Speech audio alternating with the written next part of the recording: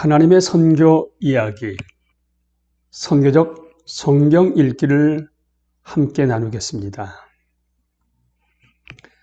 세상을 살아가는 이들이 실제 삶의 현장에서 맞부딪히는 질문을 가지고 성경을 읽고 답을 찾아가는 것이 살아있는 성경 해석이다.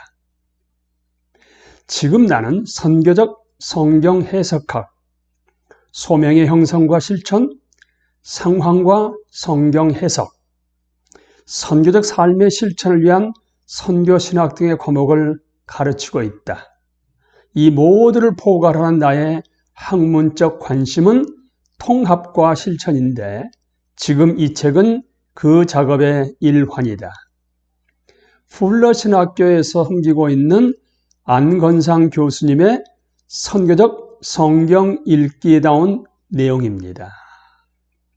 여기에 통합과 실천, 이 안건상 교수님의 학문적 관심이라고 얘기합니다. 그런데 위에 보시게 되면 세상을 살아가는 이들이 실제 삶의 현장에서 맞부딪히는 질문을 가지고 성경을 읽고 답을 찾아가는 것이 살아있는 성경 해석이라고 그럽니다. 기독교 교회는 처음부터 선교적 관점으로 성경을 읽고 해석했다. 박해와 유혹 가운데 생존과 성장을 위해 진력하던 교회는 선교적이었다. 교회는 도전을 극복하고 선교적 과업을 감당하기 위해 성경을 읽고 답을 찾고자 했으며 그것은 바로 선교적 실천으로 이어졌다. 최근 서구 기독교 혹은 서구화된 기독교 교회는 모든 국면에서 선교적 특성을 잃어버리고 세상과 동화되어 버렸다. 참 안타까운 상황입니다. 기독교 교회는 처음부터 선교적 관점으로 성경을 읽고 해석해 왔는데 최근 서구 기독교는 그러겠습니까? 한국 기독교는 어떻게 됐겠습니까? 모든 국면에서 선교적 특성을 잃어버리고 세상과 동화되어 버렸다. 이런 상황에서 교회의 선교적 본질과 사명을 회복하기 위해 선교적 교회에 대한 관심이 일어났다. 선교적 교회에 대한 논의는 필연적으로 선교적 성경 해석으로 이어진다. 성경이 과연 하나님의 선교와 교회의 선교에 무엇을 말하고 있는가를 확인해야 하기 때문이다. 성경이 과연 하나님의 선교와 교회의 선교에 무엇을 말하고 있는가를 확인하기 위해서 우리는 선교적 성경 해석을 해야만 한다는 것입니다. 단순한 이론적 논의만이 아니라 교회의 선교적 삶의 실천을 위한 선교적 성경 읽기가 필요하다는 것입니다. 하나님의 백성이 함께 성경을 선교적으로 읽고 선교적 삶을 실천한다면 어떤 일이 일어날까? 생각만 해도 가슴이 뛴다고 안건상 교수님은 이야기합니다. 하나님도 그렇지 않으실까요, 여러분? 하나님의 선교하는 하나님의 위대한 이야기 가운데 자신의 삶을 돌아보며 세상에서의 사명을 찾아 실천하는 것이 진정한 신앙생활이라 생각한다. 개인과 공동체의 삶과 사역의 현장에서 선교적으로 성경을 읽고 선교적 삶을 실천하는 일이 일어난다면 참으로 행복할 것 같다. 여러분은 어떻게 생각하십니까? 참으로 행복할 것 같다고 말하고 있는 안건상 교수님의 그 마음이 여러분의 마음이십니까? 개인과 공동체의 삶과 사역의 현장에서 선교적으로 성경을 읽고 선교적 삶을 실천하는 일이 일어난다면 참으로 행복할 것 같다. 우리도 그러한 마음을 가져야만 하지 않겠습니까? 성경은 하나님의 위대한 이야기입니다.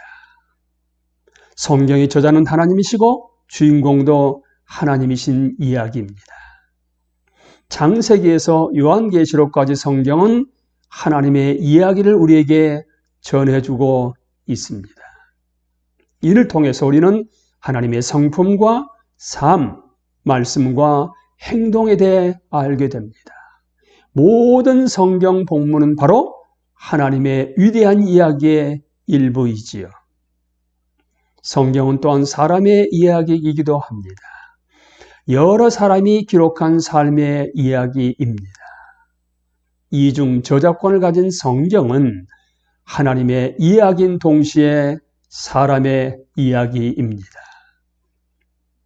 성경 전체가 사람의 이야기이며 하나님의 이야기인 것이지요.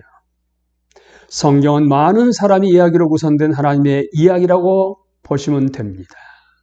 그런데 하나님의 위대한 이야기는 바로 하나님의 선교 이야기라는 사실입니다. 성경은 온 우주 가운데 펼치시는 하나님의 위대한 선교 이야기를 기록하고 있습니다. 하나님의 선교는 성경 전체를 관통하는 중심적인 주제입니다. 하나님의 선교는 성경 전체를 관통하는 중심적인 주제입니다.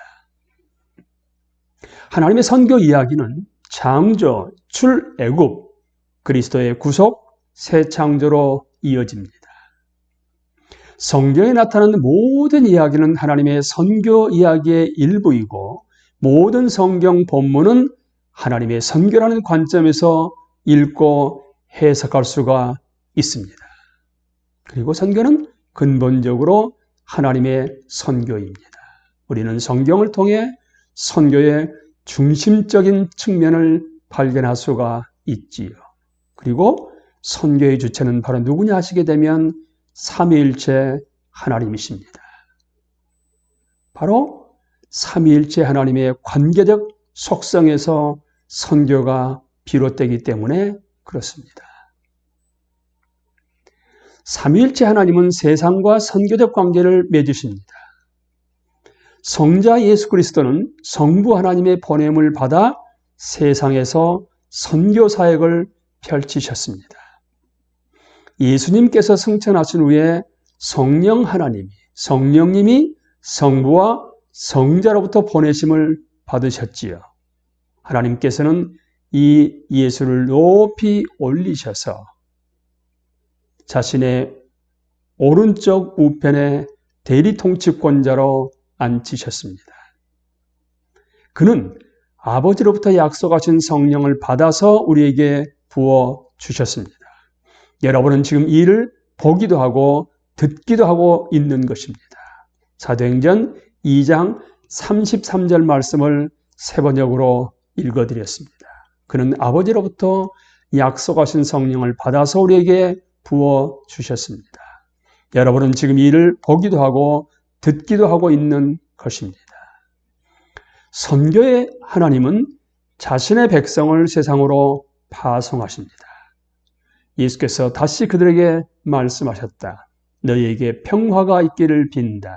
아버지께서 나를 보내신 것 같이 나도 너희를 보낸다. 요한복음 20장 21절 말씀을 새 번역으로 읽어드렸습니다.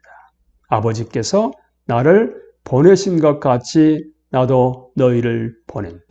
그래서 선교의 하나님은 자신의 백성, 하나님 나라의 백성, 하백들을 세상으로 파송하십니다.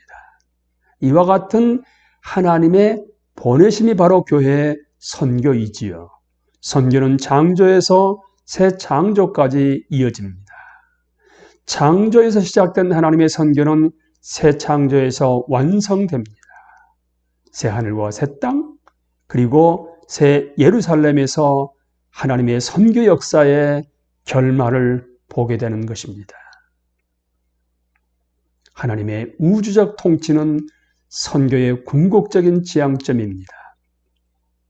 하나님의 언약 백성은 선교의 공동체로서 하나님의 선교에 기꺼이 참여하지요. 하나님의 왕 되심을 인정하고 그 주권적 통치에 충성하고 헌신하는 사람들이 바로 언약 백성들입니다. 선교는 사람들을 하나님의 언약 백성이 되도록 초청하는 것입니다. 하나님의 우주적 통치를 인정하고 하나님께 충성하며 헌신하도록 이끕니다. 온 땅에 왕이신 하나님의 영광이 가득하게 하는 것이지요. 이것이 성경이 우리에게 가르쳐주고 있는 선교입니다. 하백 여러분, 사람들을 하나님의 언약 백성이 되도록 초청하여 온 땅에 왕이신 하나님의 영광이 가득하게 하십시오.